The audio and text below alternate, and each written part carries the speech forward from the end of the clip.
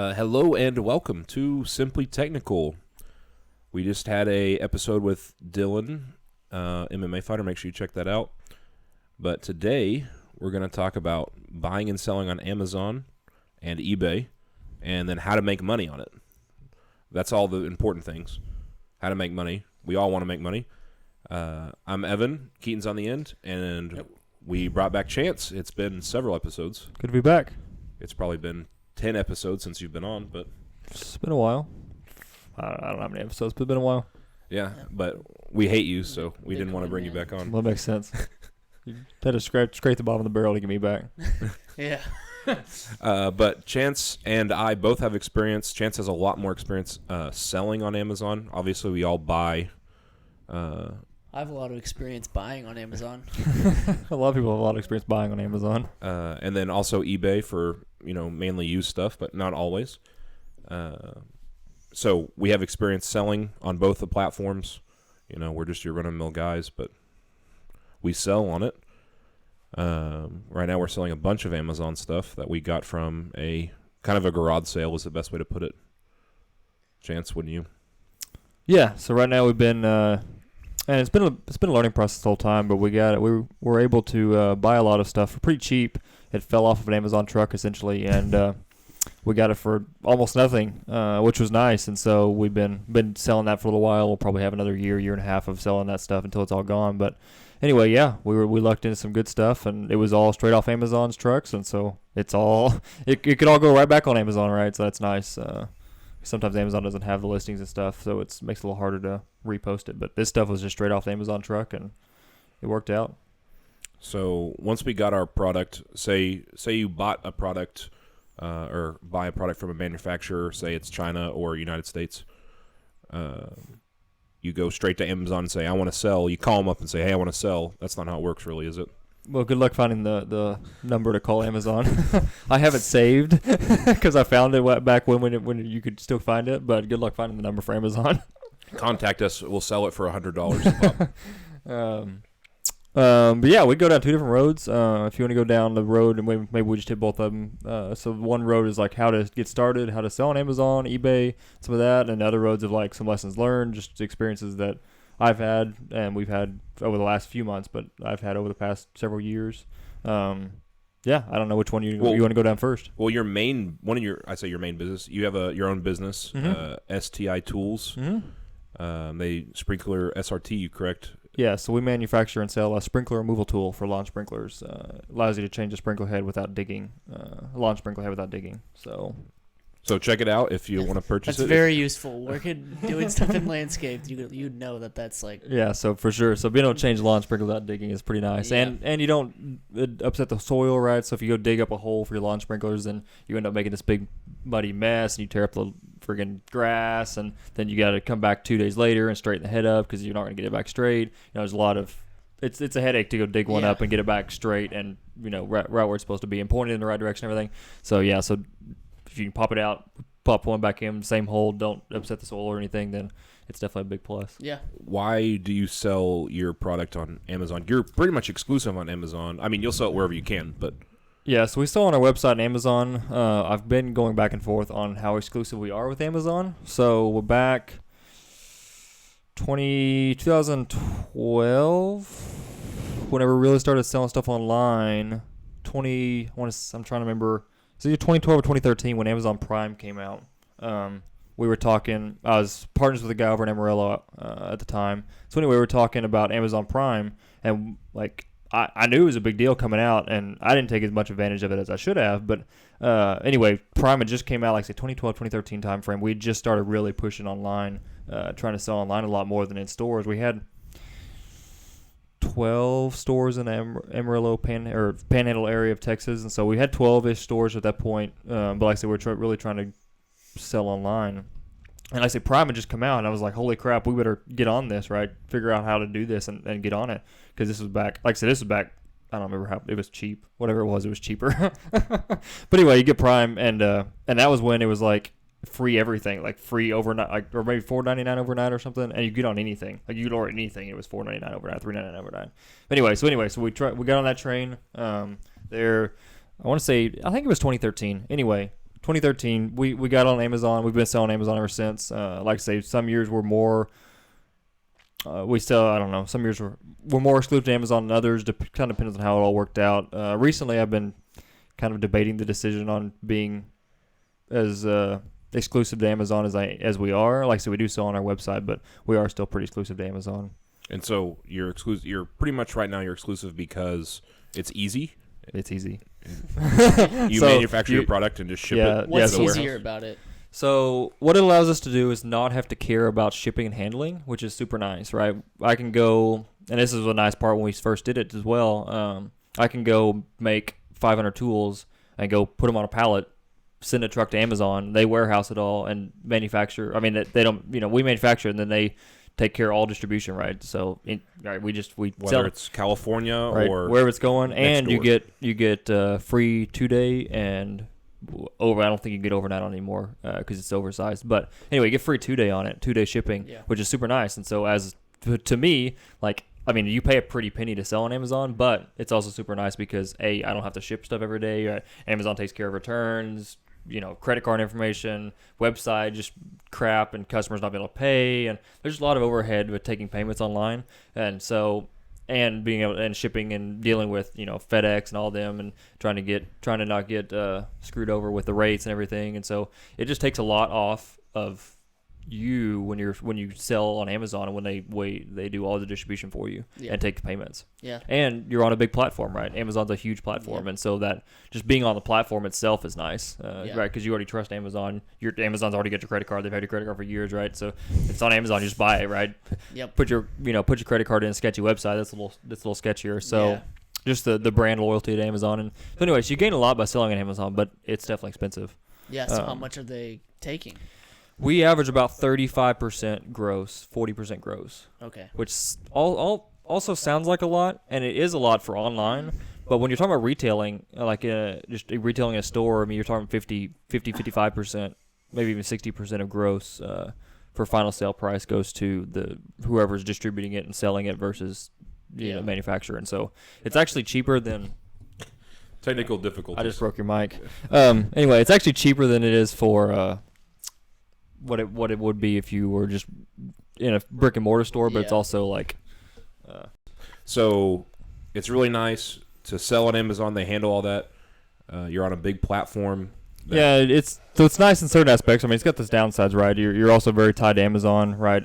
If your sales all come through Amazon, all your reviews are on Amazon, and you built up traffic on Amazon, right? And so, in terms of the cost of your Amazon's in charge of you essentially, right? And so whatever they do, and they definitely pissed me off multiple times with just stuff they come out with the new rule and they remove your listing and you got to go deal with the new rule and get your listing compliant and everything, right? And so there's definitely a give and take of like, this is super nice because I just give it to y'all and y'all solve all of my problems and I sell a lot more because I'm on Amazon. But there's also the side of I'm not a fan of y'all. Like, why the frick did y'all do that? Like, I don't want to do that, right?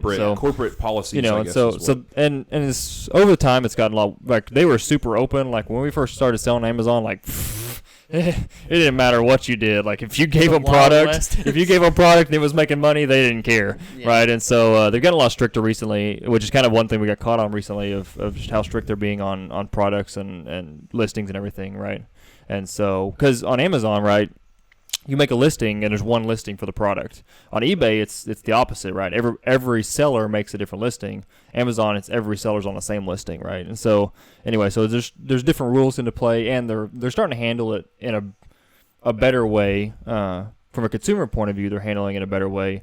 From a business point of view, it's like it makes me mad, but they're starting to handle it in a better way from a consumer point of view. Is they're trying to be a lot stricter on who can sell on a listing, right? So there's a super high top end listing, right? They don't just want anybody putting products on there because they want to keep it like a prime listing and keep it because if you move 400 units a month, like that's a significant amount of units, and so they want to keep moving that, right? Every unit you sell is money they make, and so they're being a lot stricter here the last couple of years about who can sell and what you can sell and trying to be sure the customer's happy, whereas before it was definitely the wild, wild west of if customers will give us their credit card information and pay us for it, we're happy. Like just send us whatever you want. Well, they don't want somebody, like you said, if somebody's selling 400 units a month, they don't want some random person coming on and then running the listing by getting bad reviews and Right. So if you just let random people get on the listing, then bad reviews can come in because they don't have the same product or they're just selling a different product. There's also cases of selling return products as listed as new. I mean, there's plenty of cases where they've had issues in the past of like somebody came on the listing and screwed over the listing, or you lose trust in your customer base, right? That's one big thing Amazon has is trust. Whereas eBay, you're still kind of sketched out by like, oh, this is coming from China. Like, I don't know what I'm gonna get. It's gonna it's be an open package. It's gonna be 3 weeks. Who knows? And then, but Amazon's really built up that trust factor of like, we'll send it to you. It'll get there in 2 days. We promise. And then we'll take anything back, right? And so that's another thing you get on Amazon is you get a lot more returns. Returns are usually higher than you would typically get. We've probably had 6 returns total on our website, like sales we've sold on the website, which is like 0.0001% of returns on like stuff that we've shipped out. But then Amazon, it's like we average like 5 or 6%. So you get a lot more returns on Amazon. And it's just because people for you, people will buy the wrong size. Buy the wrong size is probably half of it, and then half of it's people buy it, use it, and return it. Yeah. Because Amazon will let you, right? Yeah. Well, I mean, and you don't feel bad because it's Amazon, right? So I know, like electronics, people will buy the electronic from Amazon or from a store. They'll use it. It'll break. They'll buy it again on Amazon and then return it with the broken item that they had. Oh yeah. Well, I've even heard horror stories. It's never happened to me before, but I've heard horror stories of like you buy a new, like say you're getting a wireless router, you buy a new one on Amazon. Well, you put your old one back in the box, close the box up, ship it back to Amazon. Amazon returns it, and whoever the seller is gets it back and says, "What the heck? This is a 4-year-old Linksys router. Like, why is it in a Netgear box, right?" Yeah. And so I definitely heard horror stories about that. Of people you put the old thing back in the box. You buy a new cell phone, you put the old cell phone in the box, ship it back. And so in that case, nobody makes money. Amazon makes a shit ton of money on that. Amazon still makes money on it because they take your percentage of the business. So it's really hurting the.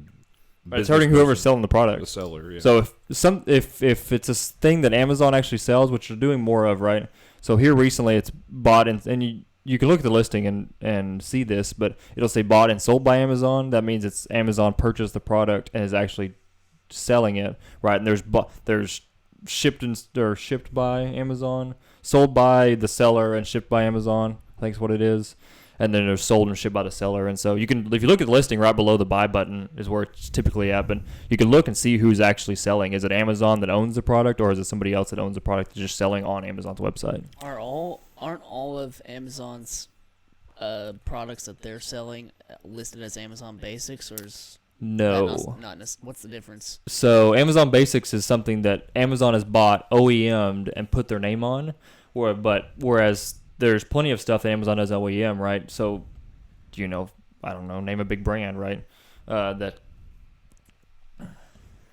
OEM as in original. OEM stands for Original Equipment of Manufacturing. Okay. But typically it's used kind of loosely at this point in the online selling world. OEM usually means that like I put my own name on it. Is what an OEM means in kind of the online sales world. Is like I bought a generic Chinese USB cable and said, "Hey, China, can you put my name on it? I'll buy 10,000." Right? Yeah. And so that's stuff that Amazon has put their own name on. So they've made their own brand of Amazon Basics. Whereas there's a lot of stuff that they just buy and then sell, but it's the brand like Sony, and I don't know who exactly. I'd have to go dig a little bit to get an actual example of a brand that sells on Amazon. Yeah, Xbox. Do you think Xbox? Microsoft would sell. Yeah, I don't know. Some of the bigger names and every kind of every I don't know category is somewhat different. A lot of the technology stuff is all done through distributors, right? Amazon doesn't do much technology unless it's Amazon Basics, because there's like some distributor has rights. The HP has been with for 35 years, right? And they've already got rights to sell all the HP stuff, right? And so it's more restricted. Amazon doesn't deal with that. But there's a lot of stuff where Amazon does deal with. Like I said, I had to look up an example of Amazon buying it and selling it for a big name brand. But right, because there's a lot of cases where they want to keep the brand of what it is. And so they approached me 2 years ago saying they wanted to do it. I didn't buy off on it. You do get more perks on the Amazon side, but it's also more headache. Yeah. Okay. Go ahead. Go ahead. No. You I was just say, okay, say I bought 10,000 units from China of Snickers, or I mean not food product, but you know what I mean. Yeah. It's your product. You buy it. They put your name on it. I want to sell on Amazon. What's the first step? Is what, make an Amazon seller account, I guess. Yeah, so if we're gonna go down the rabbit hole of like how to get started, so there's plenty of people online like selling their programs and stuff, and I don't think that's at all necessary, right? So the idea is you find somewhere on Amazon that somebody's not already selling something, and you'd be surprised at the places you can find that somebody's not already selling something, because you look at Amazon, you think, well, they've got everything, but then there's a lot of edge case stuff that they haven't gotten yet that is still wide open for somebody to go start buying from China or buying from a distributor, right? It could even be good products, right? Good products are fine. We end up with a lot of Chinese stuff just because of that's the nature of the beast of what the world we live in. But it could be a U.S. based product anyway, right? So if you find an edge case where, and like I say, there's probably some mainstream stuff left that's not on Amazon, but really you're getting down to edge cases of like stuff they don't have already listed. And so that's really where the big, like you could do well at, is the edge cases where, hey, I wanted to buy this on Amazon. It's not on Amazon. Can I put it on Amazon, right? So that's where a lot of it could get into, is if you find something, then usually you probably stumble upon it, like something you wanted to purchase on Amazon they don't have. And so that's really where you could open up an opportunity to say, well, do other people want to have this, right? Is this a thing that I could sell 10, 20, 30 units a month of on Amazon, right? Because a lot of the big stuff that sells 1,000, 2,000, 3,000 units a month is like, a lot of that's already gone just because it's a lot easier for people to come up with those things. But there's still a lot of room of like, Amazon doesn't have things, and that doesn't mean your product wouldn't become something like that. That just means no, it's just hard. So what do? You buy this product you found from China. It gets shipped to your place, and then you put it on Amazon, and then ship it out to Amazon, and that's whenever they put it online at that point, or is it already online? Yeah, so there's two different ways to do it, right? So there's fulfilled by Amazon and fulfilled by merchant. And there's different rules, and they kind of vary over time. But used to be almost everything was fulfilled by merchant until Prime came around. When Amazon Prime came around, that's where Amazon really started getting in the warehousing game and distribution game, because they realized that, hey, we've got a great thing going with online sales, but distribution's still awful. Like if you think back 6 years ago, like 2-day shipping was like you had to be rich, right? Yeah. And so they realized that like. The next issue they want to tackle was distribution, of getting stuff to somebody quicker. Yeah. And so that was really when Prime kicked off, when they really took on that challenge of like, distribution is currently awful. We have the U.S. government doing part of it, and we have a couple other carriers that don't really care if it gets there that quick, right? And so anyway, so that's really the way they started to tackle that. And they spent a crazy amount of money early on. Like Prime was like, they spent a crazy amount of money paying for overnight shipping or 2-day shipping. I bought I don't know if you know what a lathe is, but it's a woodworking tool. Pretty good size. I mean, the thing weighed like 60 pounds. I mean, the thing's a pretty good. It weighed like 60 pounds. I got it overnighted for $4.99. They had to pay. I know they paid $300 to overnight this. I looked it up. I got on FedEx's website. Yeah. FedEx quoted me $300 to overnight this. The thing cost me $300. So they were just building the brand It didn't. loyalty. Whatever. At that point. That's all right. they cared Whatever. about. Anything they had, it was going freaking overnight, $3.99 or $4.99 or whatever, and they didn't care, right? They were supposed to spend a ton of money up front, but its bottom at this point in time, overnight and 2-day is a lot more standard now, right? So they bit the bullet, and they had enough momentum behind them that now they can do that, and it doesn't cost them an arm and a leg. Yeah. Now they're actually making money on it, right? Yep.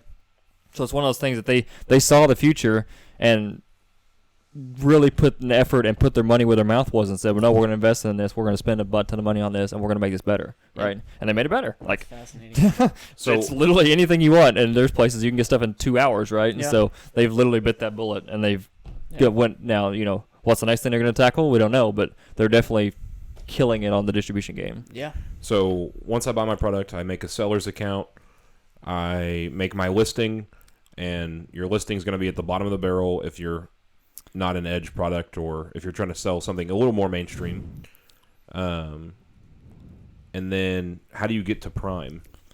Yeah, so let's kind of back up just a little bit. So buying the product, right? So when you buy the product, Or there's make the product a little bit overhead with that, right? And so even if you can find a manufacturer in China already building the product, you're still going to have to buy off on who knows how many thousand of units, depending on what it is. If it's expensive, it could be 100 or 200.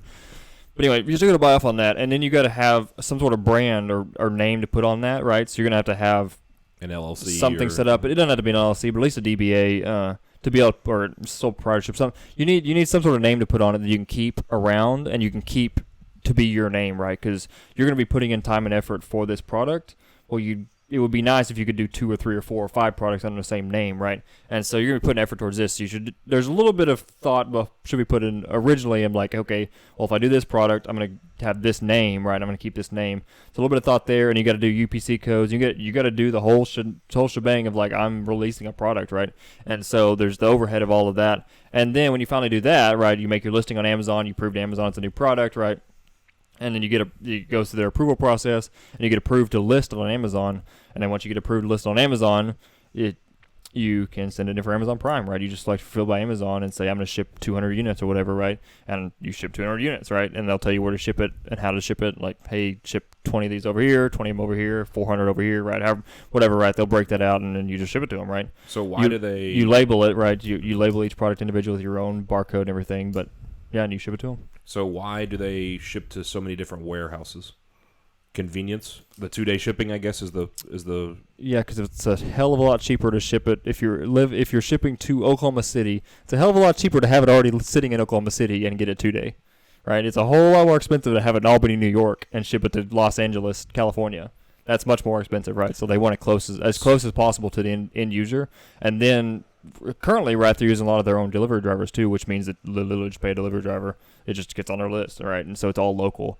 And they're doing more trucks now, right? You see a lot more Amazon Prime trucks on the road, so they're doing more moving between warehouses than they used to do. They used to not do near as much moving, but now they move a lot of stuff around to try to optimize better, because it's a lot cheaper to have a semi move a boatload of products to somewhere where we think they're going to sell, right? Because they have sales data, right? They know where the stuff sells from and about how many is going to sell, right? And so they try to optimize that of, we can pack this whole semi full and it's a whole lot cheaper than us onesie twosie like shipping stuff, all over the U.S. So they take. I mean, it seems like they make.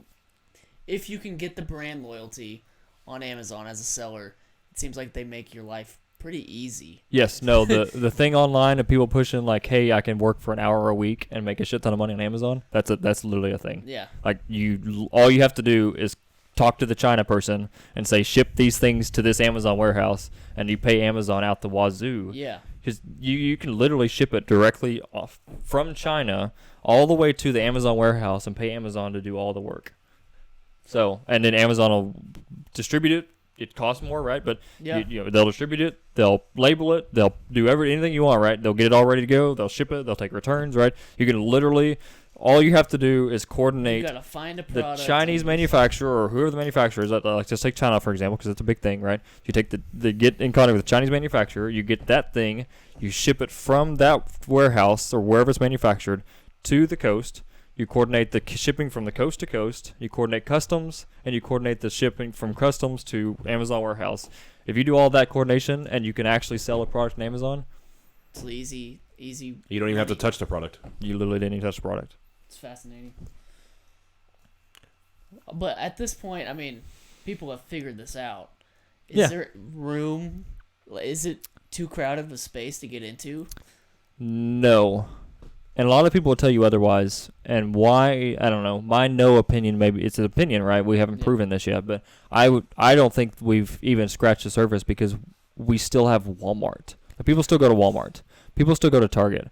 People still go to freaking Lowe's and Home Depot, right? And some of these stores will be around just because it's almost impossible for Amazon to do it, right? So if you talk about a home improvement store, it's almost impossible for Amazon to ship sheets of plywood. But at some point in time, they're going to be shipping sheets of plywood. Or at least try. They're going to do that. Yeah. Right? They're going to buy out the Lowe's and Home Depot and have trucks running from Lowe's and Home Depot, and you're just going to go on Amazon and you're going to say, I want, 50 sheets of plywood and 40 sheets of sheetrock and 200 boards, right? You already do it with Home Depot and Lowe's, but it's going to be Amazon doing it because they're just so good at distribution. And so at some point in time, like, we still go to these stores, right? And so because we still go to these stores, it's not too crowded. Yeah. So certain spots are crowded, right? USB cables are crowded. Yeah, you're not going to because that's dead simple. They make a crap ton in China. They're dirt cheap, right? And there's so 40 people selling it. There's probably more. 600 people selling them, right? And especially there's probably 600 people selling iPhone cables. Yeah. That's just a subset of one USB cable, right? And so there are places where I would vote they are way too crowded. Yeah. But we still have enough room, and like I say, a lot of it's more the corner cases of niche products, right? So we can take woodworking, for example. That's, I don't know, maybe an easy one to go down, right? Woodworking, right? So like sandpaper, and like just think about all the things, or like lacquer and polyurethane and like, you know, screws and nails, and like there's a ton of stuff that goes into woodworking. Well, I guarantee there's corner cases of woodworking that's not covered on Amazon. Yeah. Right? You can go find probably 10 products. If you went sit down with somebody that does woodworking and like went through every product they go to Home Depot or Lowe's to buy, you could probably find 10 things that are not they're either on Amazon and they're not selling well because they're awful products, they're just trash products, or they're not on Amazon, or there's like one person that owns the whole space, right? Yeah. So if you can find one of those where they've got awful products on there and they've got awful reviews, well, that's super easy to jump ahead of them if you sell a good product and get good reviews, right? Or if there's one person, it's not hard to spend a few dollars and compete with them for the one top spot, right? Yeah. The two, 3, 4, 5 top spots are fine, right? And it's actually been interesting. Amazon switched to Pages recently, which is something they've been opposed to pretty heavily. They've always been like the continuous page, like you keep scrolling, you keep seeing products. They switched to the paging mentality recently. I don't know if they've rolled it out everywhere, but the Android app is Page now.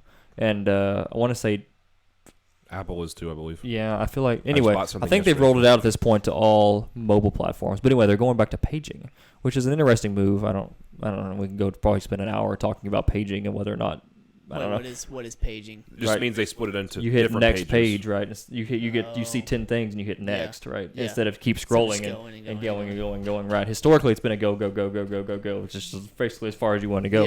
Yeah. Now it's back to paging, right? Well, pages means you have to hit the next button, right? So unless you're on the first page, it's highly unlikely. And the same with Google, right? Google has done the opposite.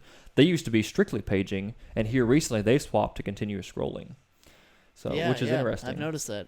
So, and I don't know who's right, but and I'm sure the reasons behind them doing that, you know, I'm sure People on the first plenty page of- are paying a lot. plenty of people thought this through pretty thoroughly and tried to figure out what's the best. But it's interesting that Amazon and Google have swapped places on whether or not they like pages.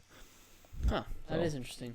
Anyway, but anyway, back to so if you're not on the first page now, especially on the app, then you're not gonna you're almost not gonna sell hardly anything at all. Unless they're looking for your specific product. Right, unless you've got a specific brand or a Friends, specific whatever. thing. There's just like a very specific reason to get your product, and that's going to be a lesser case, right? You go online, you want an iPhone charger. You don't care Yeah. as long as it's got it's at least 4-star rated, right? Yep. I just want the $3 iPhone charger. Yep. It's going to blow up in 6 months. I don't care. I'll buy another $3 iPhone charger, right? Yeah. As long as it's got at least 3 or 4 reviews, 3 or 4 stars, right? Then you're fine because I'm going to buy another $3 iPhone charger in 3 or 4 months, right? Because Yep. you know, you're going to lose it anyway, right? So, same with cables, right? And so there's a lot of that stuff where you don't care. It just doesn't matter.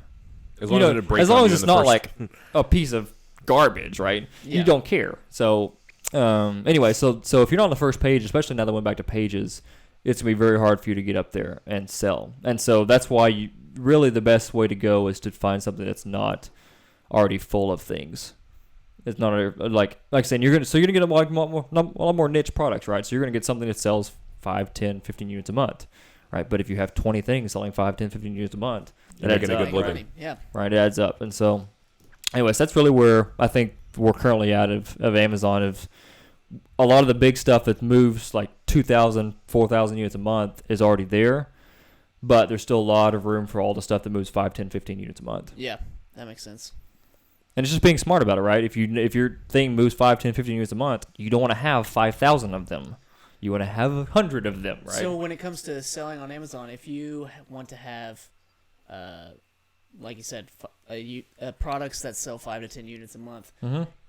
you're going to be looking in different domains typically, aren't you? Would you want to open up different seller accounts?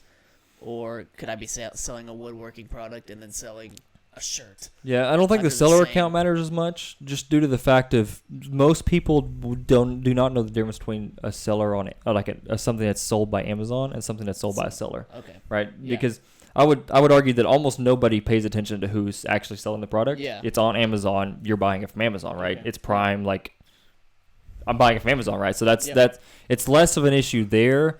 the bigger thing I might say is your brand that you stick on the product. Maybe where you think a little bit more about, okay, should I have a different name, Yeah. right, for the woodworking stuff versus the exercise stuff. I would argue that people think Prime is sold by Amazon. Right, that's usually it's I Prime. It's Prime. Yeah. Most people don't think that there's No, a you seller don't. on the other end. Yeah, that it's just Prime. it's Prime. It's from Amazon. ships it to me. Exactly. Right. So, So- Amazon's in charge of the distribution there, and that's really where they're at. So where do you find your product? Do you go on Alibaba or That's typically, or depends on the product, right? Yeah. So if you're trying to get something cheap Chinese stuff, then yeah, I mean Alibaba's a good one, or AliExpress, and Alibaba is more so. I mean, even if because anything that's on Alibaba is probably already being sold on Amazon, right? Like there's people Yeah. that just do scans of Alibaba and especially eBay that just literally do scans of like, is this on Alibaba? Can I find a similar thing on eBay or on Amazon, right? The same thing. So if you're trying to find something that's straight up that's on AliExpress or Alibaba that's just I can order 500 units today, it's gonna be a lot tougher of a search. okay. So you almost have to have a new product if you're going to buy from Amazon. New or- product or something that's sold So niche. that's niche, right? So and it doesn't have to be new, right? You could list screws on freaking Amazon, right? Well, you just gotta find a screw distributor in the U.S. I mean, who knows? Who cares what the manufacturer? Right? You just gotta go find a contact that'll sell you wholesale screws, and you just go sell them on Amazon, right? And so you could go buy buckets from Home Depot and repackage them and probably make money selling them on like you could buy packs of 500 screws at Home Depot, package them into packs of 20 or 50, and probably make money, right? And so there's a lot of that smaller stuff of it may be actually U.S. products that are the new big horizon on Amazon is like actual nice Especially- U.S. products. Especially as China gets a bad rap and Yeah. Now you will sell a lot less, right? Because cheap Chinese stuff sells because Yeah. it's cheap and it's cheap, right? And I can buy two But- because Right, I can buy two because I know the first one's going to break in 3 months, right? But I think there's almost another side of the coin of, well, a lot of the big U.S. names, and a lot of the big U.S. names you're not going to be able to sell just because Amazon's getting a lot stricter. But there's a lot of stuff that made in the U.S. or even made in China, but you're just going to have to dig a lot more. And like I said, it's probably going to be a lot more niche products that you end up finding and can make money on. So let's say you get your product, you do your listing, or you can piggyback off another listing, correct? Yeah, so Amazon's one listing per product, right? So that's their goal is to only have one listing per product. So if you have 2 or 3 or 7 sellers selling the same product, well, they're all on the same listing. So, okay, so how do you make, say there's 7 people on your listing, how do you make money? Well, so you have to be the one in the buy box, right? So the buy box is a big thing if you're talking about selling on Amazon. The buy box means you're the seller that shows up when they hit buy now. You're who they buy from, right? And that can so- change several times a day or at Yeah. seconds. Right. depending on location, or does that matter at all? Location, possibly. I don't know the full thing behind it. I'm not Amazon. I couldn't tell you exactly what Yeah. the algorithm they use to determine buy box, but it's heavily weighted on reviews and heavily weighted on pricing. Okay. So if you're cheaper, you're probably gonna be in the buy box, right? Yeah. Yeah. And it's Prime, right? So if you and another person are selling on the same listing, one of them's fulfilled by merchant, one of them's fulfilled by Amazon. That fulfilled by Amazon is always gonna get the buy box. Like you're never gonna see the fulfilled by merchant in the buy box. yeah. If there's a single seller fulfilling by Prime, you could be $10-15 more than the person that's fulfilled by merchant, but you're gonna get the buy box because you're fulfilled by Prime and it's Yeah. 2-day, right? Free 2-day, and so anyway, so that it's heavily weighted on Prime, and the second heavyweight would be price, right? Yeah. If you beat your competitor by a penny, you're in the buy box. Okay. If you beat As long as your reviews aren't negative. right, yeah, and that's where if you beat them by a penny, there'll be a little bit of fluctuation of like, oh, this seller's got a bad review, right? Well, you're gonna have to beat them by 4 or 5 cents, right? Or a bigger margin, just a Yeah. penny. But if you have similar reviews and like similar ratings on your seller account, and Amazon's happy with you, then you literally, if you won by a penny, you won by a penny. Now, if you're even, you split it, and you split it in a percentage of based on reviews. And so I think that's the top 3 is if you're fulfilled by Amazon, if you're right, so that's the number 1. Number 2 is price. Number 3 is reviews. So if you're even on price, then you'll split it. So some people will land on the listing and get you, and some people land on the listing and get the other person. And so you can, if both of the sellers are nice and you're trying to sell both of the same product, you'll even the price and Yeah. just share the buy box. Some But people there's a lot aren't of so nice. people there's a lot of people that don't think that way of like, oh, I'll just keep beating your price, right? And at some point in time, you can't make money because you both decreased your thing by a penny for 4 weeks now. You're running out of pennies, right? And even if you have one nice seller of like always matching and the other person will always duck by a penny, then you're still like after 2 weeks of that, you're out of pennies. Yeah, that makes sense. So I don't know why you guys are looking at me. So you won the buy box. Now you're selling. Okay, you're gonna have to constantly compete with that. Constantly compete with getting good reviews. yeah, the reviews are the biggest thing, and that's really where I tried to focus on early on. When we were getting on Amazon. That's primarily why I went as hardcore on Amazon as I did, because I was trying to get the reviews, right? Because the reviews are a big deal. And it's becoming less of a big deal only because a lot of products have a crap ton of reviews at this point. But getting those first handful of reviews is super important because that's what finally breaks you over the threshold of like, I'm never showing up in a search to, oh, I'll actually show up in a search because I've got some reviews, right? And especially if you've got 4 and 5 star reviews, right? If you have three stars and lower reviews, then that decreases your, Amazon knows like people aren't happy with your product, right? And so you're going to get lower, right? Because they want to sell highly rated products. And so the reviews are the big thing. Less people read them now, I think, and more people just look at the star rating because I always read the 1-star ratings. yeah, and there's people do that, like read the 1 stars and or Amazon's starting to do, and they've done this for a while, but it's becoming bigger of you can mark the review as helpful. And so, and you can mark it as helpful in a negative way and a positive way, right? And so you can mark it as helpful of like, this review was super helpful because they told me all the bad stuff about a product. And you can mark it, review is super helpful because they told me like some like interesting thing that the seller didn't tell you, right? Or like some instruction or some key thing that was like, oh, I learned this and it was helped me a lot, right? Yep. And so those are the reviews that get pushed to the top now. Not necessarily, I don't know how they used to rank them, but Probably by date. yeah, and you used to be probably a lot more by date, but now it's just the stuff that's rated. Engagement or It's rated. It's stuff that's been rated on, right? So if you have a rating on your review's gonna be higher than somebody that doesn't have a rating. yeah. And so if somebody came and marked your review as, yeah, this was super helpful, your review's gonna show up at the top. Yeah. And so you're gonna get the top 2 to 3 reviews that have been marked by people already. And so, anyway. Okay, so the other route of, say you have a listing of a niche product, or say you have a product of a new listing, but it's similar to another product. Mm-hmm. Because say you're selling a USB cable, even though there's a lot of them. How do you get to the top? How do you get to be number 1 on the first page now? Good old-fashioned marketing. Just straight up, there's no magic bullet. You literally have to advertise. Whether that's you have, right, and that's really where brand takes more precedence than the product, right? Just being on Amazon, right? Because at some point in time, I mean, 6-7 years ago, and I definitely didn't take as much advantage of it as I should have, but I was also 16 when I was doing this, right? And so I didn't know any better. I knew this was cool and I should take advantage of it, and we did. We made a decent amount of money off Amazon, but I didn't grasp the magnitude of what we were digging into, because I could have listed anything. I could have listed USB cables 7 years ago and made them prime, and I could have sold a shit ton. I didn't know that. Now I know that.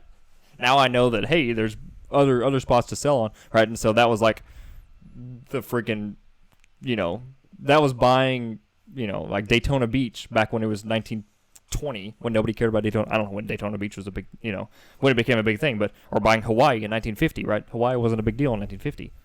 Now it's a big deal. Now it's a huge vacation spot. So hindsight's always 2020. That was like buying Hawaii in 1950, right? It was Amazon 7 years ago, right? So you literally could have just everything you could ship from China, you could list on Amazon and made a crap ton of money. But it would have taken you years, right? It would have taken time. So you couldn't have done it then, right? It would have taken a lot of time to build it up, because you invested the time early on, it was easier for you to build the brand and the reviews and the ratings and keep high up on Amazon as long as you stuck with it. It was easier. It's always easier if you're first, but there's also the side of the coin of you would have had to endure 3-4 years of not making near much money, because it takes time to build up. Right, Amazon, I don't know how many more billions of dollars Amazon sells now than it did 6-7 years ago, but it's quite a bit more, right? So there's quite a bit more sales volume now. But if you're one of the early on people, it would have been easier to be in the top spot now, right? Because you would have had some products sold. Because reviews. you would already have products sold and reviews. You would have a history on your listing, right? And so if you got on the boat 6-7 years ago, it was a lot easier, right? And same with anything, right? The earlier people are always have the easier time getting started, continuing, but adding more. Right, but you also have to be good to keep going, right? So there's also the side of the coin of it. Well, you couldn't just been anybody and made a shit ton of money on Amazon back 6 years ago, but there's a lot of people that did because they jumped on a boat back then, right? So there's always that first is nice, but if you're not first, right, it's just good old-fashioned marketing of like you got to build up your brand, right? You literally have to build up the freaking name a brand and you got to build it, right? Would you say it's almost worth it to build your own brand of directly selling to the consumer so you don't have to pay that cut to Amazon?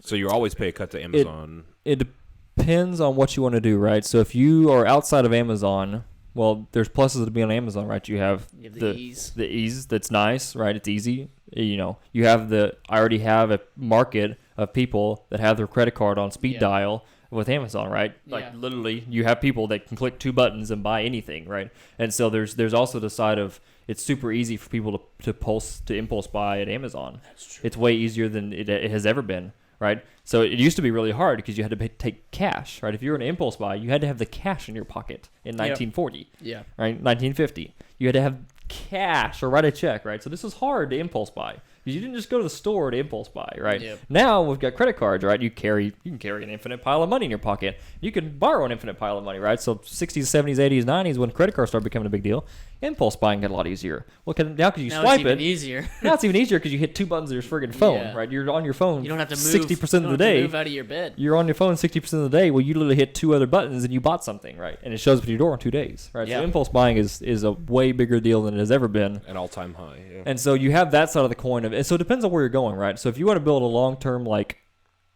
brand and really build it up and have your own thing separate from Amazon, I would say it's always better to not be on Amazon if you can do it without Amazon. However, Amazon definitely makes a lot of things easier, right? Yep. But you're always going to be somewhat tied to Amazon because your customers, your reviews, You'd be at the mercy. your listing, right? So you've built part of that you've given to Amazon, right? So you don't have it all independent, right? You're still dependent on Amazon. If Amazon closes doors tomorrow, you'd be hurting, done. right? Yeah. You would be hurting a lot. If they decided to squeeze you guys, Right, or if they decided they didn't like you take anymore. 70% of the Right. If they decided they didn't like cut. you anymore, then they just Yeah. said, no, your listing's gone, right? Yeah. Well, frig. You're at Apple Creek, right? So there's pluses and minuses. Yeah. And it's the same way with everything, right? If you're in You the same could way. build on both platforms though simultaneously, like Yeah. you did for SRT. Yeah, you're just splitting it, right? So you're splitting it between your own website and Amazon, right? So, Yeah. and with my deal is, I don't think I would have done any differently, right? I think I other than the fact I would have hit Amazon a lot harder. You would have done more products, not just necessarily that one. Yeah, and even just SRT wise, I would have hit Amazon a lot harder than I did. I definitely didn't hit it hard enough, and I think that was fine for me. But it just depends. Like I said, it depends on what your outcome wants to be. I just want to sell some tools, right? My ultimate goal is to not build a huge brand behind it. My goal is just we manufacture tools, and I want things. Just like make money right we're now. to sell the tools, right? And so and it could take off tomorrow and be a different deal, right? But at this point in time, that's like we manufacture tools, we manufacture a good quality tool, and we sell it, right? But if you don't want it, like I don't really care if you don't want it. If you don't want it, you don't want it, right? Yeah. If you want it, cool, I'll sell it to you, right? That's kind of where I'm at with that. And so because I'm kind of on that side of the coin, if I'm not trying to build a huge brand, then it's worked for me. Yeah. But like I say, you just got to think about what you want to do. Yeah. And where you're fine with being, right? What risks do you find with taking? Yep. That makes sense. So what kind of things have you learned, I mean, as of recent, since we're selling products that we didn't manufacture, that we basically, that from a garage sale of unopened products, what have you learned? I've learned a lot. We can go back quite a while ago. So back when I just got started with a lot of this, right? And so 6-7 years ago, we kind of, all of us remember it, and people way older than us remember a lot more about it than we do. But 6-7 years ago, the internet was a lot more in its infancy. Back 6-7 years ago, right? What did the iPhone come out? 11 years ago now? I think the iPhone was released, or maybe showcased 11 years ago, right? We've only had the iPhone for 10, 11 years. And so we've really come a long way in the past 6 or 7, and so I missed a lot of the stuff coming up to the iPhone. I'm not super old, so I really started getting on to online stuff, and I've been into computers for quite a while, maybe 15 years or something. And I mean, maybe I was like 8 or 9 when I started really getting computers, but I still like I didn't have a lot of the just knowledge I do now, right? It just takes time to learn all this stuff, right? And so over time, I learned a ton, right? Just going and doing stuff, right? That's the biggest thing. Is just if you do it, you learn a lot. You may fail, but you learn a lot. And so I've gone to everything from at one point in time back. This is 3 or 4 years ago. I was buying a lot of stuff at garage sales. Like I would go garage selling every week, and we just buy a royal crap ton of stuff at garage sales. Just go to the garage sale, and you'd be on your phone while at the garage sale looking up how much it was worth on Amazon or eBay, and like, hey, this you want $2 for this thing? I'll give you $1. Can we take $1 for it? I'm gonna go sell it for $12, but I'll give you $1 for it, right? It's the supply and demand thing. Like I'm giving you $1, There's you want rid of it, else right? You're gonna 12x, right? If you're at the point of like having a garage sale, you literally just want rid of the crap, right? And so it's just and you're not screwing anybody over. They got rid of it, right? They got $1. They wanted 2. Okay, well I gave them 1, right? They got what they wanted, right? This is capitalism. I didn't hold a gun to their head and tell them I was buying it for $1. Right, so if they didn't want to sell it for $1, they wouldn't sell it for $1. Anyway, frick, me and my uncle, like we would literally get up at 5:38, 6 o'clock a.m. Like we would pre-plan the night before, get on Craigslist, get on newspaper, get on whatever garage sale sites we could find, try to figure out garage sales the next day, get up at 5:36 a.m. Like be the first one, because that was the big thing, to be the first one there. And so you'd first ones there, and you'd hit up garage sale, and like, hey, like I don't know how much a freaking Beanie Baby brings, but this says 1974 Beanie Baby. Like I'm gonna look it up, right? Yeah. I don't know how much that coffee mug brings, but hey, I'm gonna look it up, right? Because coffee mugs are 25 cents. I'll buy 12 of them, right? If they're $4 a piece, $5 a piece, And so, anyways, you literally just go on there and and just pedal the metal. And over time, and we learned a lot of like how much something was worth. Like I didn't know how much a coffee cup was worth. Now I know. A lot of stuff. A lot of coffee cups like $3, $4, $5 on eBay. Yeah. Usually get $3 or $4 shipping, right? So, but. A lot of stuff I did was, like I say, so that was the big deal like 3 or 4 years ago. And even on Amazon, right, I would sell used stuff on Amazon, which Amazon, I don't know where I'm at with used stuff on Amazon. I feel like it's making a comeback, but it used to be a lot bigger deal, and it kind of died off, and it's kind of making a comeback at this point. But anyway, like I said, I'd buy used stuff, like cheap GPSs. Like my favorite thing was buy a GPS at a garage sale. Make sure it was all there. Clean it up. Make sure it's clean. Looked good. Like all the stuff was there. Box wasn't torn, everything right. So good shape GPS with the original box and everything. I'd buy it for $4 on a garage sale, $10 at a garage sale, and I'd go put it on Amazon used for $60. Wow. Right. Yeah. Literally, that's what you could do, right? So, and you didn't find those like you didn't buy 12 a week, right? You bought like maybe one every other week, right? Yep. But that was one of those things that like I just took $8, $10 and made 50, right? Yeah. Even after fees, like I made $40-something. Yeah. That's pretty low risk. Also, I mean, it's only $8. So. Yeah, you're losing $4. Yeah. And so anyway, so we bought a ton of that stuff, and so that was really, and you can still do that with eBay. Amazon's becoming a lot harder, and that's some of the stuff we ran into when we just did this recent purchase of like I could list almost anything back 3 or 4 years ago on Amazon and sell it. But now they're getting a lot stricter on who sells on what listing, and you have to have an original manufacturing sticker or whatever. Yeah, and so they're getting a lot stricter on being sure that you actually bought the stuff from the manufacturer, and that's protecting them, not necessarily protecting the seller, right? So several of the products we shipped, we had complaints that they weren't authentic. The complaints were from other sellers in the listing, right? So they just went on listing, saw we were on the listing with them, right? They know they lost the buy box because we got the buy box. So they just went on listing and filed a complaint with Amazon, and so we had to then prove, right, that we were selling authentic products, right? And the only way to prove you're selling an authentic product is to have a letter from the manufacturer or a licensed distributor. Well, if you don't have a letter from the manufacturer or licensed distributor, you can't prove you're selling authentic products. And because you can't prove you're selling authentic products, they won't let you sell, right? And so it's ends up being, and that's something that's changed pretty significantly in the last year or two, is they used to not do that. They used to not be a thing. So it's not that we had their exact product. That right. was the thing. It's not the product, it's the policy. Right. It's the fact that Amazon's big enough now that they can say, screw off, no, this is our policy, you have to follow policy. The policy is you have to have a letter from the manufacturer to prove you're selling authentic products. And, their product was it was unopened. It was their actual physical product that was shipping. No, we literally had this, like, we looked up the products from the Amazon sticker that was on them. They had an Amazon sticker on them. We looked it up, found the listing, and sent them back to Amazon. To try to sell and fight for the buy box, but the other seller said, "Hey, I know that I'm the only person buying this. I want." Well, they just called our bluff, right? It's not the matter of they knew they were only buying it. We might have had a letter from the manufacturer and sold it, right? They just called our bluff, right? And because they called our bluff, Amazon's policy was if somebody says you're selling inauthentic products, which from an Amazon point of view makes a lot of sense. But yeah, it kind of screwed us over. But it's just playing the game, right? It's not a matter of like we lost that, right? We did something and we lost that bet, right? We learned that hey, that doesn't work like that, right? And so it's not necessarily a bad thing. It's just a thing we learned, and it's just part of playing the game, right? So the game is now you got to have a letter, right? And so the game has changed significantly in the last 3 years, but it's all part of the game you're playing. And I wouldn't be surprised if at some point in time eBay adopts more of that to try to limit that. And I don't know where eBay's going in the next couple of years, but yeah, it wouldn't be surprised if eBay adopts more of that and tries to limit the number of listings on eBay. And maybe not necessarily for used things, but for new things. So starting to restrict the new category. Interesting. Keaton, did you have any other questions? I don't think so. I think that about covers everything I was wondering. Chance? You don't have any questions, but do you have any things that you think you glossed over and want to talk about a little bit more? Yeah, we could cover some more. I mean, I don't know how much longer we're going to talk, but yeah, I think the biggest thing right now is what can you take advantage of? And like I say, I think Amazon and eBay are somewhat waning. Like the buying stuff at a garage sale and flipping it on eBay is still a big thing. Buying stuff on Craigslist and flipping it on eBay is a big thing, right? And buying stuff on eBay and flipping it on Craigslist, right? That game's still alive. Your Amazon game's got a lot harder to flip stuff on.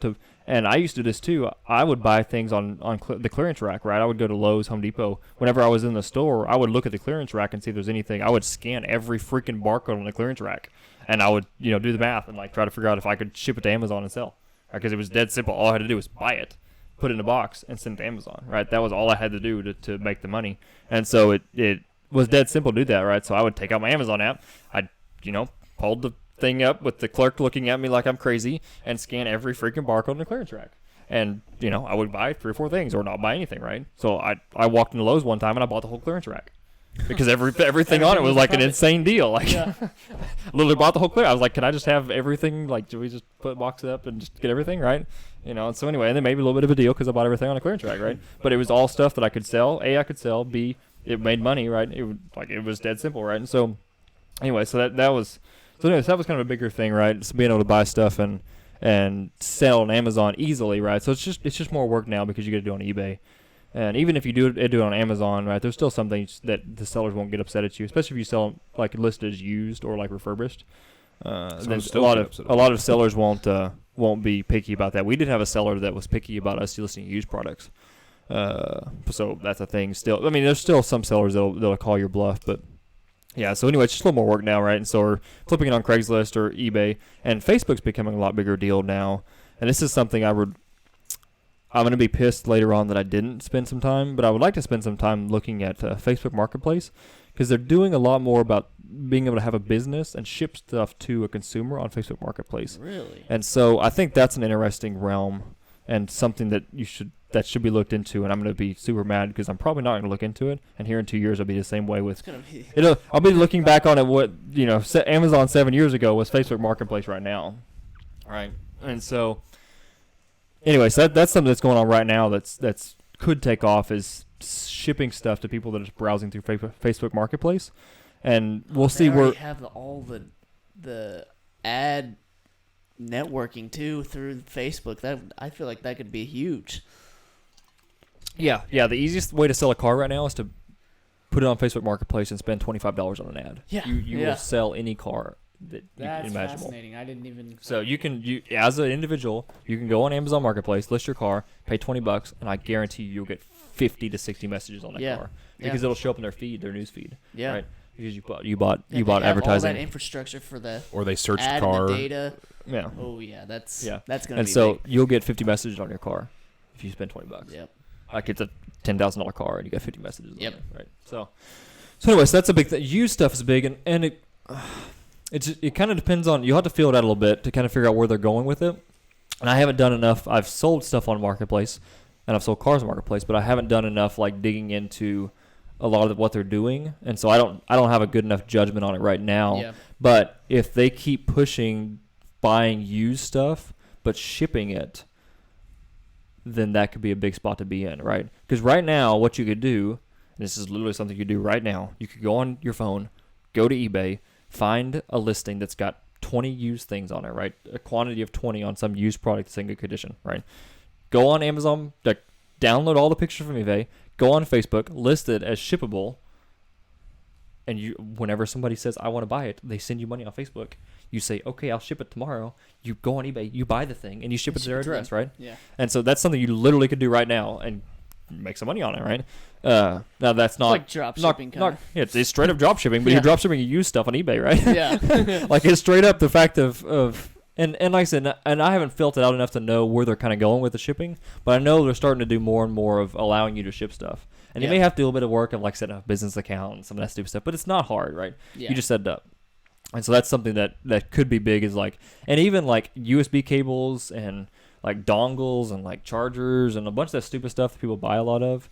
Like that's probably a big market right now. And I've seen some of that on there already, but that's probably a market right now Yeah. of like, you just go pay some advertising money and you're on Amazon Marketplace and Facebook. you, right. And you, Facebook. or Facebook Marketplace. Yeah. Facebook Marketplace. Anyway, so that's probably a big thing. And like I said, we'll see where they go with that. They may start discouraging that and want to keep it more like Local. classified ad style. Because right now they're other than the shipping stuff, they're leaning really heavily on local stuff, Yeah. right? So whenever you search, you only see stuff up to 50 or 50 60 miles. mile radius, Yeah. right? There's a max radius. And you have to move your location to see other stuff, right? So if you want to go search Los Angeles, California, you have to go move your location to Los Angeles, California to search it, right? Yeah. So you can't just search countrywide, which is kind of where a lot of your eBay and like Craigslist and classified ad style stuff has always been of like it's more local than national, and so Yeah. like it's a lot of work. If you want something specific, then just a lot of work to go dig around all of the different classified spots to go see if you can find it nationwide. And so depending on how much they lean towards that, and like I said, this will be stuff they're feeling out, and they probably don't know the answer to either. But yeah, I could definitely see that's one potential going forward of like places that you could make a pile of money real quick, or at least be early on, right? So it's a little easier. Yeah. Maybe you can't make a pile of money tomorrow, but you might be able to make a pile of money in 2 years because you were on the early ones and you stuck with it. Yeah. Yeah. how would Facebook be making any money from that? Just from the Advertising. ads? Yeah, You're just that's all. paying That's how for they the make ads. money, right? Advertising. Ads. I didn't know if they were going to take a percentage of your. I mean, I'm sure they. I think they Might. do if you They could send change it. somebody money on Marketplace. I think they do take a percentage, but Especially it's not. whenever they're it's not building their much. own currency. Yeah, it's not Okay. much. And that's also another interesting avenue that if their currency does take off and you're one of the sellers on Marketplace, like that could be a big deal Yeah. because their currency is going to be for Marketplace, right? And that Marketplace may be the spin on their currency, right? I didn't think about it until you just said that of like maybe Marketplace is them trying to provide a place to spend their currency. I think it is. And Right, their so currency will they're- then change into real dollars. Their goal, I mean, yeah, you got to Well, you got you to have transition in and sell it out. in- Right, you got to transition in and out of currencies everybody else takes, but that may be why Marketplace came around is more so of we need a place where people could spend our currency. Yeah, and then ideally they would expand it to not just be a local marketplace, but a national. Well, and that's where they're getting global. at with shipping, and maybe it was just easiest to start out in classifieds. Yeah, and with a global marketplace. You heard it here first at the Technical Podcast. You're gonna be sad here in 2 years, 4 years, whenever this actually comes to fruition. You have a currency that's universal and doesn't need an exchange rate. So I don't know if they're building that, then Your exchange rate. watch is out, what? Amazon.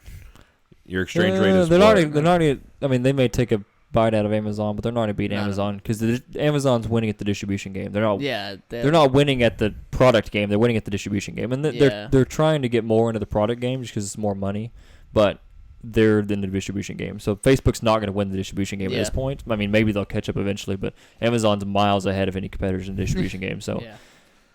like, Walmart is probably the only company that could somewhat catch up to Amazon at this point, but they would have to really work hard at it to catch up. Yeah.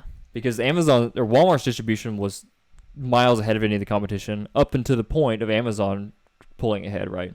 So Walmart's distribution was insane, getting all the product out to all the Walmarts. Like they Yeah. have an insane trucking network, Yeah. but Amazon pulled ahead. I don't know if you knew We'll this. see. Jeff Bezos wanted to partner with Amazon.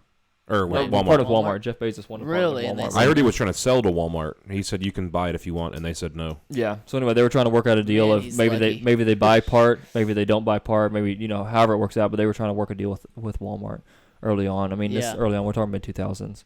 Walmart said hop in a Before lake. Amazon's selling books. Walmart said hop in a lake. And then Y'all Jeff sell books. Bezos, Y'all sell books and CDs. Yeah. then Jeff Bezos Now took it he's to the next level. now he's the best CEO in the world, Yeah. arguably. And thinking about it, like if they did that, like we think, well, Walmart missed out. Well, it's possible that Walmart would have came in and stepped on everybody's toes and like made it and not allowed some of the stuff to happen that did happen. Yeah, right? it probably wouldn't have grown near as much. So we say, well, Walmart missed out. Well, they may not have missed out because everything may have ended up in a much different place at this Oh, point, right? yeah. Somebody else may have came behind Amazon because Amazon partnered with Walmart and Walmart caused issues and took it down a different path, right? Somebody else could have came along by now Yeah. and scooped up where Amazon was going, right? So anyway, so you say Walmart missed out. I mean, yeah, we say that Hindsight, looking they back, missed out, but they probably but wouldn't have. there would have definitely been a different path that everything would have went down if they Yeah. would have partnered together. Yeah, they wouldn't have had that mindset that I feel like Bezos had from the beginning.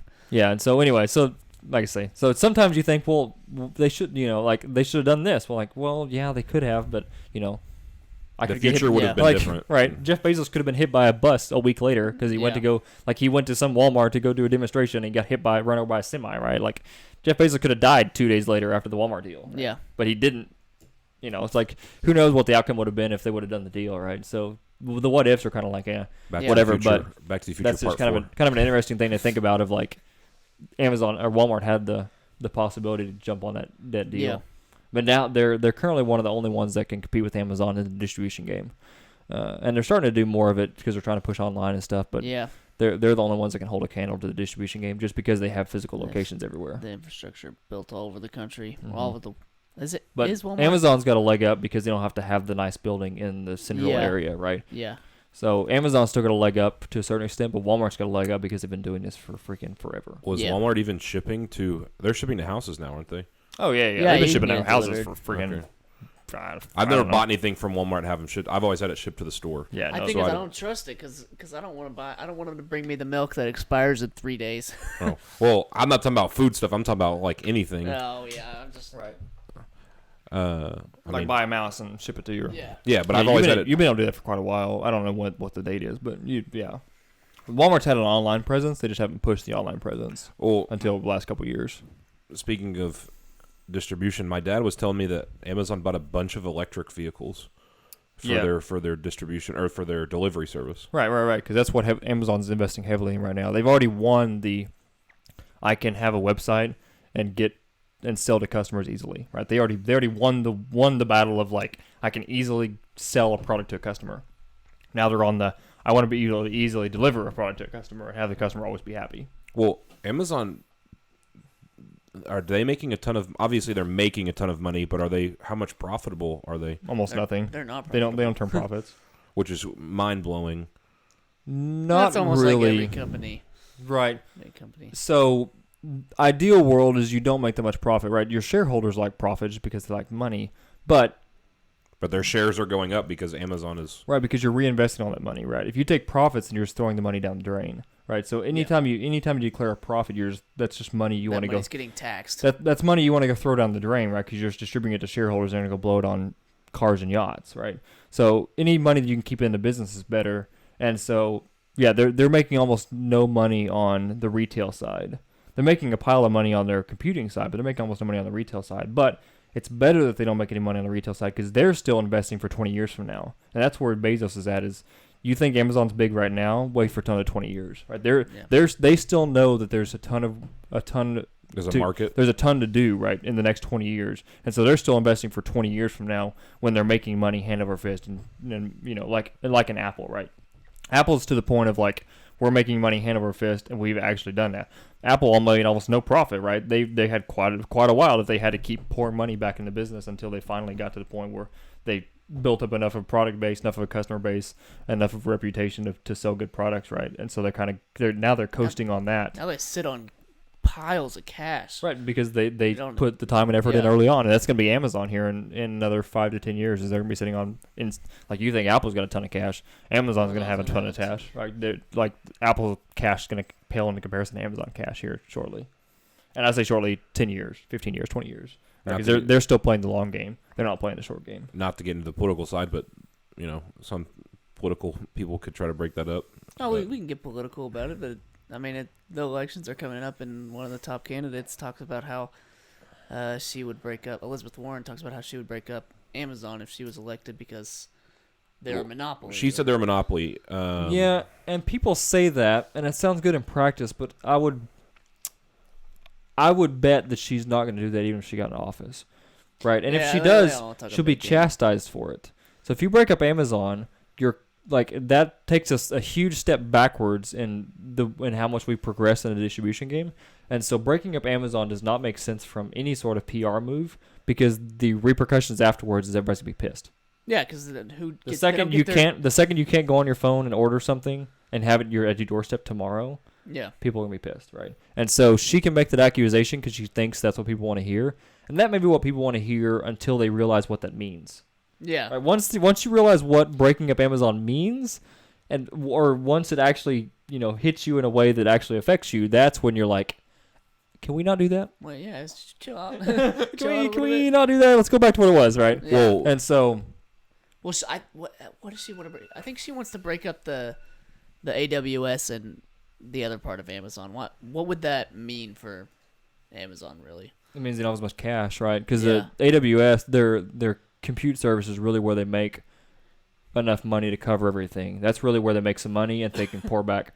So it just accelerates the process, right? If they can make money there and actually be profitable there, that's money they can pour back into other aspects. Yeah. And accelerate the progress. Yeah. And the more money you have, the faster you can do anything. Yeah.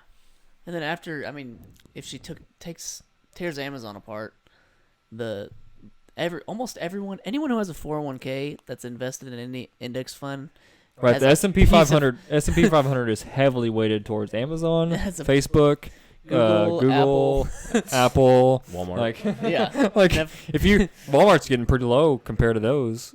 I mean, the S&P 500 and the stock market in general is like, this is pretty heavy weighted towards some of these big companies, and so all of your money, all of you with your 401k, especially some of this ridiculous tax stuff they're talking about of like taxing wealth that's sitting there not moving, like some of that stuff, like. Net worth, yeah. They're not going to be able to do that. Yeah, it's not possible. I don't think they realize they can't do that because it doesn't make sense. I don't think they want to do that. That there's a large swath of people that don't understand. Well, and they think it sounds nice because the billionaires can cover healthcare, but realistically they can't. Right. Well, that's what it comes down to. Is nothing's free. It's just who's paying for it.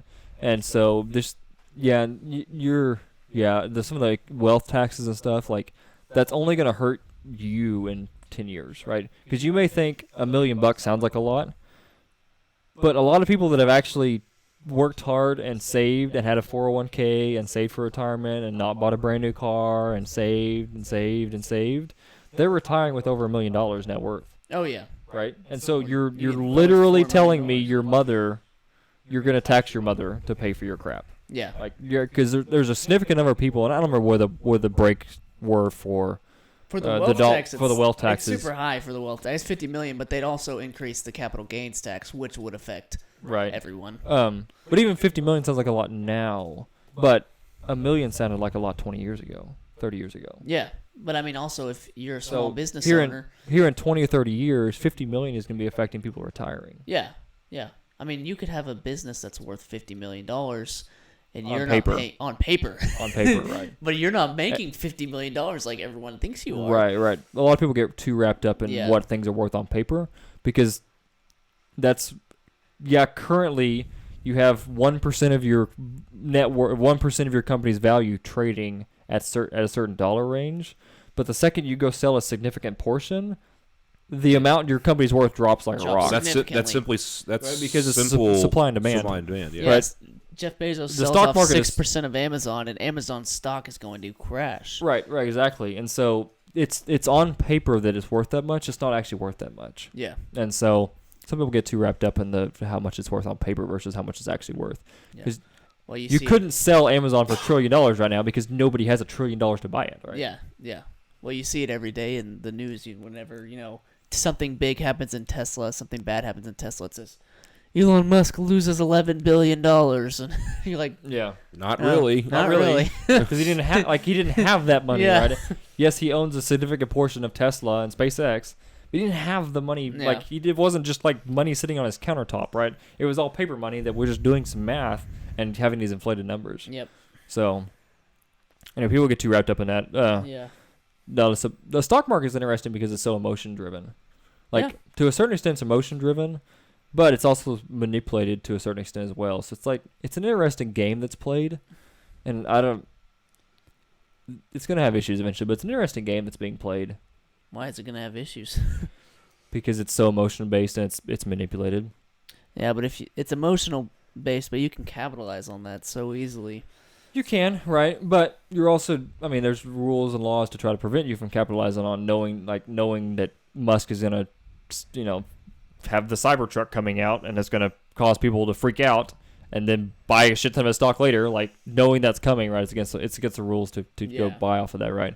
But the manipulation I'm talking about is the fact that we have so overvalued and overcorrected of like we want everybody to put every retirement dollar into the stock market to make it grow more, Yeah. right? And so we are so far overcorrected down that side is at some point in time we're going to realize that overcorrection is stupid and we're going to have to come back from that.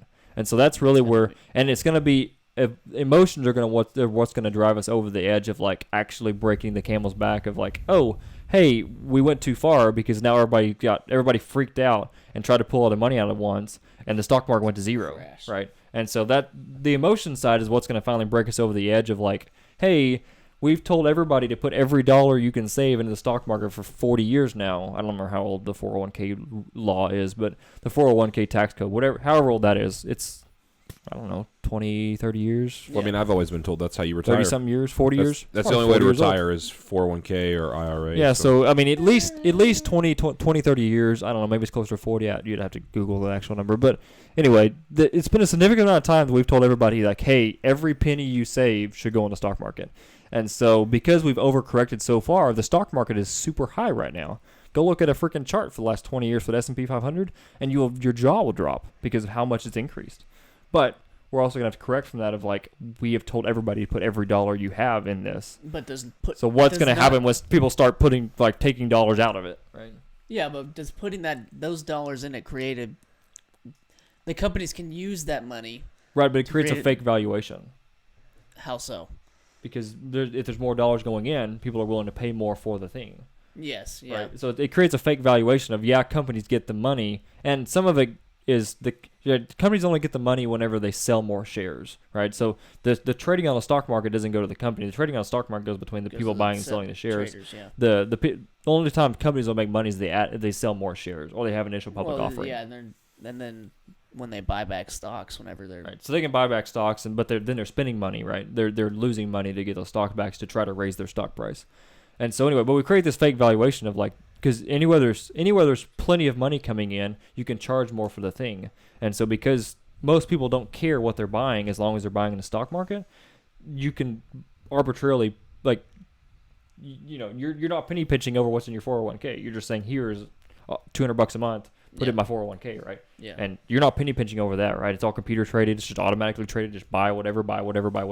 You're not penny pinching over that. So it creates a fake valuation, especially at this point in time where we're so far into just computers buy everything. And so we've created a market that's overvalued, and at some point in time it's going to bite us. And it's probably Yeah. going to be the emotions that bite us. Yeah. So you wouldn't invest in an S&P 500 index? Interesting question. So it depends on what you want to do, right? So I think in the near term, I don't think it's smart because I think we're going to have an issue in the near term, and by Yeah. near term I mean next 5-ish years. But it's also possible we keep this train going for the next 5 to 10 years, and you missed out on a pile of money because you didn't jump in. I right? missed out. I thought we were gonna have a recession starting now, but I missed out on a 25% gain. Yeah, the S&P 25% does. gain is a little too far skewed because we had a really 'Cause we had awful a bad- December. Yeah, we Right, had a so it started us out downturn. right. So if you look at December to December versus January to December, like it's a It's a big significantly different difference. number. Yes. I mean, yes. we still had like a 12 to 13% run, even if you look at December to December, Yeah. it was still 12 to 13%. But Right. So that's on the But if coin you of had timed, I mean, obviously you can't time the market, and right. no one ever will. But if you had bought in that December at that downturn, Right. You would have came out pretty good. But Yeah. buying the dips is hard. yes, yeah, If you had a magic formula for buying the dips, you would like nobody would be able to buy the dips because the magic formula would just there would be no dips. how it works, right? There'd be no dips, right? You couldn't buy a dip because nobody didn't. Yeah. Once you figure out the algorithm to buy a dip, well, that dip wouldn't exist, right? Because everybody would have bought it. Yeah, And so anyway, so buying the dips is hard, but in a macro sense of like where I want to put my money, right? You should be thinking about, well, do I want to put my money in the stock market? Do I want to buy a house? Do I want to, invest in do I have a friend that's starting a business? Do I want to start a business? Do I want to take a year off and take it like a vacation, right? Like yeah, you should definitely think about how you want to spend your money, but not in the sense of like, hey, I want to go blow all my money, right? Living with zero money is not good, but if you have 30 grand, 40 grand, 50 grand, you're thinking about like trying to figure out what to do, right? Like, well, do I want to start a business? Do I want to sell stuff on Amazon? Do I want to learn something, right? Do I want to go, I don't know, just go buy a shit ton of books and, read a ton of books, right? Like,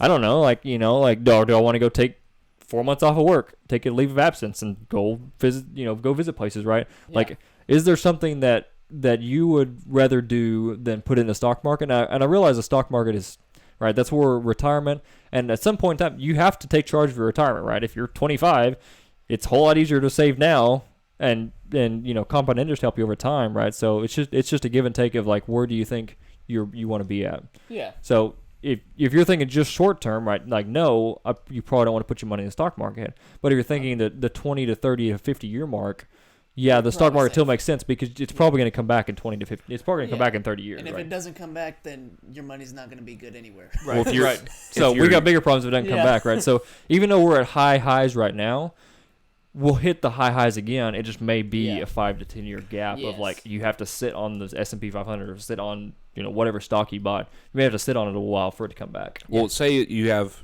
$20,000 in 401k right now, or since we're young, a smaller amount. Mm-hmm.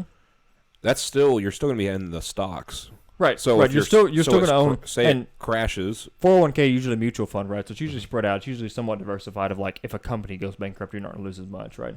But if it goes down, right? If we have a 50-60% correction, well, it's going to take 5 to 10 years to come back. But after 5 or 10 years, you'll be back where you're at, right? Yeah, and you'll still have the amount of stocks that you had prior. Right, and you'll still be buying during that 5 to 10 years Yes. it's coming back up, right? Like during the 2008 financial crisis, I heard this quote where someone asked Warren Buffett how much he lost during the financial crisis, and he said, "I lost $0 because I didn't sell anything." Because I didn't sell anything, right? Right, because in 2 years it was back where it was at. Yes. Yeah. Right, so you didn't lose anything because he didn't sell anything, right? Because it's paper valuations, right? It's come back to the paper valuation thing of like, it's worth this much on paper.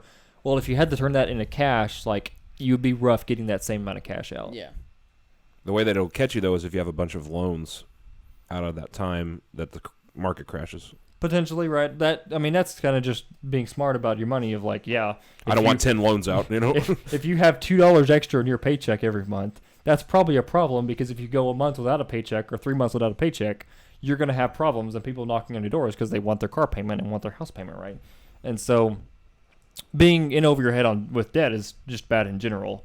I would not ever recommend that, period. Even if we're in the best market in the world, I would still not recommend being in over your head with debt. Yeah. Right. And if you are in over your head with debt, you better have enough money to cover a year of not making any income so you can keep paying the debt.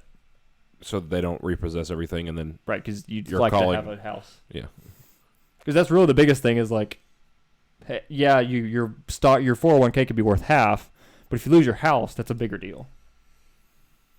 Yeah, then you're going to have to pull. Then most people would be selling their 401k stuff and then they lost a lot. Right, then you're really up a creek because you sold out at when your 401k was worth half because you had to have money to pay for something, right, because you didn't have a house, right, or you didn't have a job, right?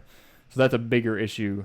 That's where you'll get caught is not a sense of I should have put my money in the 401k. It's I did stupid stuff with my money outside of the 401k and had to sell while the market was down because I did stupid stuff outside of the 401k, right? Yeah. I didn't put money You had in. to liquefy your assets too. Right, I didn't put money in that I didn't need. I should have been using that money smarter and not just buying everything in sight. We got off a long tangent off of that, but Useful. useful. And related, I'd say. Yeah, bit of macroeconomics. And I learned a I lot. don't know if that answers your question of should I put my money in the stock market right now. I would, right? So there's a side of I agree with you that and, it's and overvalued right now, and I'm paying off loans rather than investing heavily. But I am investing in right. in just the S&P 500 index. But Yeah, and for I the worry. long term, I worry people. Too many people hear somebody say the market's overvalued. I'm not going to put money in because it's usually the math usually works out better to go and put money in Yeah. and to save the money, right? And then not sell. When Right, it and hits. to not. But the fact you can't freak out and be emotional when it goes down, right? Yeah. And so there's that side of the coin because you got to have a big enough picture of I'm going to look at the 20-year mark. I'm not going to look at the 5-year mark or the 2-year mark, right? Yeah. So I don't want to downplay that you should be saving money, and I don't want to pay for your retirement because I'm going to be saving money. I don't want to be paying into Social Security just because you didn't think ahead, right? Yeah. That's not where I want to be at. That's the world we live in right now, right? We live in a world where somebody didn't think ahead and somebody else did think ahead. Well, now the person that did plan and thought ahead and sacrificed is paying for the person that didn't sacrifice and was stupid with their money for the last 40 years. Yeah. Right, that's the world we live in. But I don't want to keep going down that path, right? I'd rather back away from that, which we're not going to back away from it because that's not what's politically right? Unless we have a really big problem, we're not going to back away from it. So it's going to keep getting worse. But that's the long and short of where we're at. But anyway, like I say, you should be planning ahead and thinking about the future. But there's also the side of the coin of if you're really worried about the stock market being overvalued, well, maybe you want to use the money for something else. Yeah, well, you want to split it. You want to diversify it a little bit. You want to put it in. I see, like me, I'm paying off loans early, and I know that historically the stock market's going to return 8%, and my loan is only a 3% interest. But because I'm a little bit wary, I'd rather put the extra money into the loans rather than all into the S&P, Right. which historically would be the smarter move. But my move is the lower risk. Right. It's how comfortable you want to be with risk, right? Yeah. It's exactly what you said, right? If I can get rid of a monthly payment, if I lose my job, that's a monthly payment I'll have to pay. Yeah. Right. So if I have to go 3 to 6 months without a job, this is where I don't think a lot of people can fathom. Like a lot of people have issues right now of like, you just can't imagine going 3 to 6 months without a job. Well, you should be able to go 3 to 6 months without a job. You should have some money sitting there, right? Emergency And fund. so, You can't Hartman in here. So anyway, so it's a matter of if you so it's a matter of risk, right? If you have more loans, it's riskier, and you could have a bigger problem, right? If you for some reason can't pay the loan, right? That's a problem. Yep. And so, anyway, so it's that risk. It's a risk factor of yes, you're going to make more money if you kept the loan, right? Because that's some interesting math of like, well, interest rates are fracking low right now. Yeah. Well, so it makes sense to get a crap ton of loans. Well, kind of, right? Every loan you get's adding more risk, and at some point in time, you're going to get caught. At some point in time, you will probably get caught. Yep. So, anyways, that's definitely the risk versus, like, there's some point in time you want to play it somewhat safe and be like, okay, I have way too many loans. Like, some loans are fine, but like, I need to back off my loans and like actually have, like, to actually own something in my life, right? And have I don't have to worry about it's somebody taking my car, right? Yeah. Because I own my car. Yeah. So. Well, like I said, we got off on a tangent, but it was well worth it. Yeah. Thank you for coming by, Chance. Of course. It's been an honor. I'll see you in 5 minutes since you live with me. But anyways, this has been Simply Technical. Thanks for stopping by.